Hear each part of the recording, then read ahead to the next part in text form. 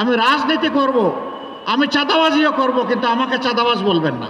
আমরা যুবক যুবতীদের হাতে বেকারের ভাতা তুলে দিয়ে তাদেরকে অপমানিত করব না। কিছু সিম্বলিক প্রতীকী মামলা আমরা দিয়েছি। 13 তারিখ থেকে বাংলাদেশের চিত্র পাল্টে যাবে। আমি জিতলে ওয়েলকাম, না জিতলে বিফল কাম। আমি মানি না, আমরা কোনো বৈষম্য অবিচার মানব না। এই সমাজে অবশ্যই ন্যায় বিচার কায়েম করতে হবে এবং সাম্য ফিরিয়ে আনতে হবে। এখানেই সমস্যা। এই যে চাঁদাবাজ, এই যে দখলবাজ, এই যে মামলাবাজ, এই যে দুর্নীতিবাজ, এই সবগুলা বাজ পাখির মতো কালো চেহারা ধারণ করে সাধারণ জনগণের উপরে এসে ছু মারে। এখানে আমি আস্তে আস্তে শুনছিলাম, একজন বক্তা বলছিলেন কৃষক তার উৎপাদিত পণ্যের সঠিক মূল্য পায় না। সে যা পায়, রাজধানী ঢাকায় আসতে আসতে এটা 3 গুণ 4 গুণ হয়ে যায় মূল্য। কিন্তু ওই কৃষক, প্রান্তিক চাষি, তার পণ্যের মূল্য পায় না। তার না পাওয়ার দুটো কারণ, একটি হচ্ছে সিন্ডিকেট, আর একটি হচ্ছে চাঁদাবাজ। এই দুইটার কারণে কৃষক যেমন তার ন্যায্য মূল্য পায় না, পরিবহন মালিকরা তেমন অতিষ্ঠ ঘাটে ঘাটে চাঁদার কবলে পড়ে। আবার ব্যবসায়ীরা যারা আছেন, এত চাঁদা প্রান্তিক চাষির সেই মূল্য থেকে যুক্ত হতে থাকে যে তারা যখন ক্রেতাদের কাছে পণ্য বিক্রি করতে যান, ক্রেতাদের মুখের দিকে তাকাইয়া তারাও কষ্ট পান। কারণ সাধারণ জনগণ বড় কষ্টে। একটা দ্রব্যের মূল্য প্রান্তিক চাষি থেকে ঢাকায় আসতে পর্যন্ত ডাবল হতে পারে, 4 গুণ হয় কিভাবে? তা তো কোনোভাবেই মেনে নেওয়া যায় না। এখানে সকলেই ক্ষতিগ্রস্ত। কৃষক ক্ষতিগ্রস্ত, পরিবহন মালিক ক্ষতিগ্রস্ত, যারা হোলসেল ব্যবসা করেন তারা ক্ষতিগ্রস্ত, যারা রিটেল ব্যবসা করেন তারাও ক্ষতিগ্রস্ত। মূল কারণ চাঁদা। আমরা আপনাদেরকে মোবারকবাদ জানাই, আপনারা 28 তারিখ সম্ভবত গত মাসের চাঁদাবাজদেরকে হাতে নাতে এখানে আপনারা শিক্ষা দিয়েছিলেন। আমরা সারা বাংলাদেশের অতিষ্ঠ নির্যাতিত মজলুম ব্যবসায়ীদেরকে আমরা বলি, কাওরান বাজারের মতো আপনাদেরকে রুখে দাঁড়াতে হবে। তবে আমরা কথা দিচ্ছি, এখন সরকারি প্রশাসন যন্ত্রের অবহেলা, দায়িত্ব পালনে গাফলাতির কারণে, আর হতে পারে কিছু জায়গায় হালুয়া রুটির ভাগ বাটুরার কারণে এই যে চাঁদা হয়, আমরা আশাবাদী বাংলাদেশের মুক্তিকামী মজলুম জনগণের ইনশাআল্লাহ আমানত এবং ভোটে আগামী 12 তারিখ আল্লাহ তাআলা ঐক্যবদ্ধ বাংলাদেশ নির্বাচনী 11 দলীয় ঐক্য জোটের প্রার্থীদেরকে ইনশাআল্লাহ নির্বাচিত করবে। আমরা আশাবাদী 13 তারিখ থেকে বাংলাদেশের চিত্র পাল্টে যাবে ইনশাআল্লাহ।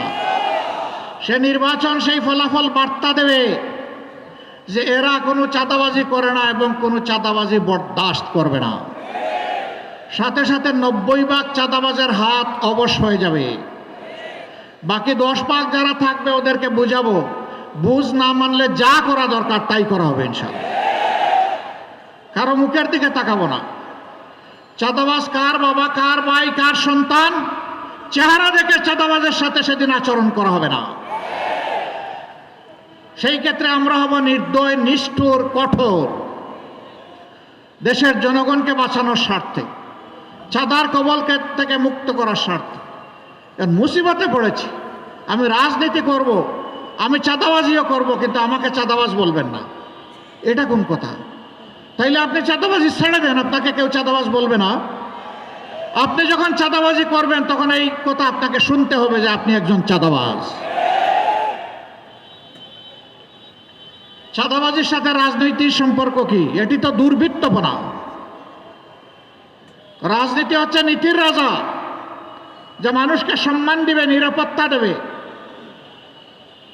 যা মানুষের হাতে কাজ তুলে দেবে। এই সাথে চাঁদাবাজের কি সম্পর্ক?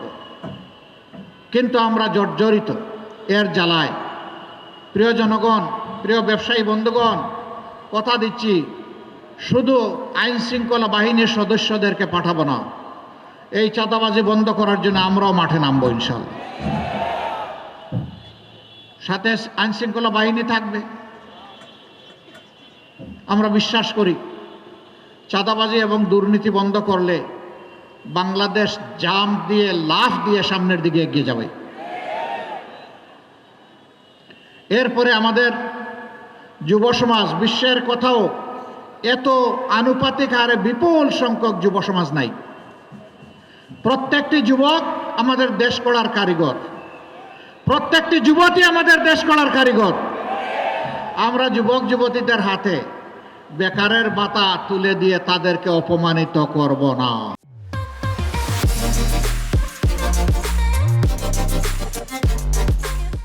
আমরা তাদের হাতগুলোকে দক্ষ কারিগরের হাত হিসাবে গড়ে তুলব। আসলে আমরা সবাই যুবক, আলহামদুলিল্লাহ আমিও যুবক। আমি যুবকদেরকে সম্মান করি, আমার গোটা হৃদয় এবং কলিজা জুড়ে আমি যুবকদেরকে ধারণ করি। কারণ এই যুবকদের কারণেই আজকে এখানে কথা বলার সুযোগ পাচ্ছি। এই যুবকদের কারণেই আপনারা এই মিটিংয়ে আসতে পেরেছেন। এই যুবকদের কারণেই আমরা চাঁদাবাজদের বিরুদ্ধে কথা বলার সুযোগ পাচ্ছি। এই যুবকদের কারণেই আমরা একটা দুর্নীতিমুক্ত বাংলাদেশ গড়ার স্বপ্ন দেখছি। এই যুবকদের কারণেই সামাজিক ন্যায় বিচার প্রতিষ্ঠা করার আমরা অঙ্গীকার দিচ্ছি। অতএব যুবকরা, তোমাদেরকে স্যালিউট। তোমাদের হাতে বাংলাদেশ তুলে দিতে চাই, তৈরি হয়ে যাও। তোমরা থাকবা বাংলাদেশ নামের যে এয়ারক্রাফট, যে প্লেন, যে উড়োজাহাজ, এইটার ক্যাপ্টেন হিসাবে তোমরা বসবা ককপিটে, আমরা বসবো প্যাসেঞ্জারের সিটে। আমরা তোমাদের জন্য দোয়া করব, সঙ্গত সকল সৎ পরামর্শ দেব। আর সেদিন আমরাও খুশি হয়ে গর্বের সাথে বলবো আমাদেরও একটা যুব সমাজ আছে।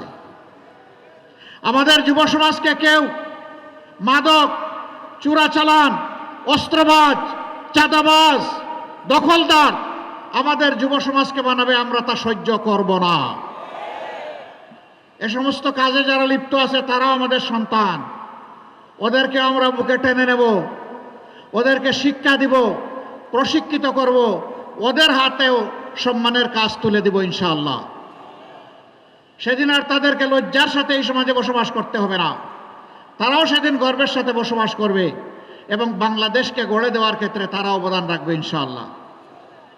এই এলাকার বেশ কিছু সমস্যার কথা বলেছেন জনাব সাইফুল আলম খান মিলন।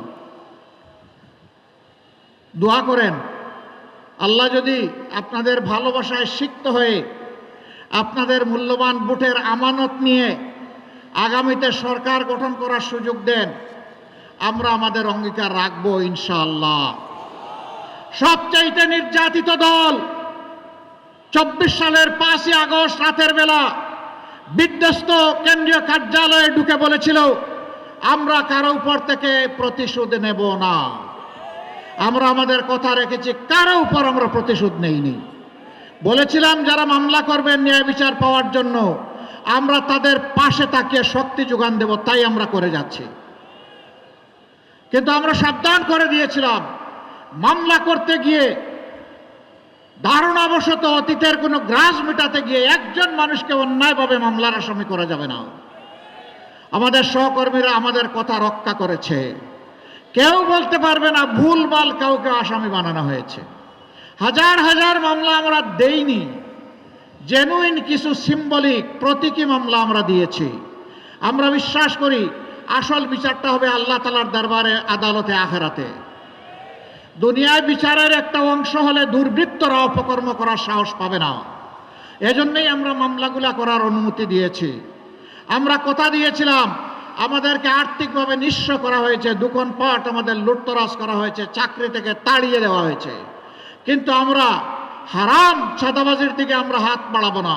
আমরা আমাদের কথা রেখেছি।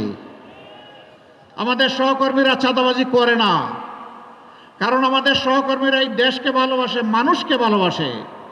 যারা দেশ এবং মানুষকে ভালোবাসে তারা মানুষের কোনো ক্ষতি করে না।